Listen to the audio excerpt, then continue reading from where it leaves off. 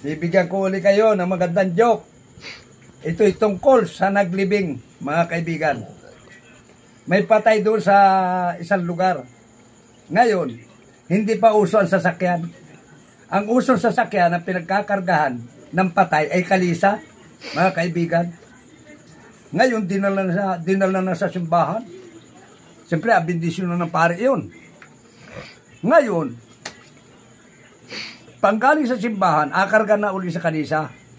Ay ngayon yung kabayo ay lumugmok. Ay hindi mapatindig ngayon, ay agabihin na ng paglibing. Palo ng kutsiro yung kabayo ay ayaw bumangon. Ay sabi ng kutsiro, paano kaya agabihin na ay? Ang ginawa ng kutsiro ay nakita niya yung puno ng sili. Mga kaibigan, yung sili. Kumuha ng 20 sili. Siniksik doon sa pitong kabayo. Mga kaibigan, biglang bumangon kabayo, tumakbo ng tudo. Naiwan mga kaibigan yung kutsero. Naiwan. Sabi nung kutsero, anong layo na nung kabayo ko, paano kaya ay hindi ko kayang habulin yan. Ginawa nung kutsero, kumuha naman ng sili, 30. Siniksik naman sa pit niya. Ala, nung tumakbo na yung kutsero, lampas pa doon sa kalisaan. Mga kaibigan, ay nakahabot pa ng simenteryo. Talaga.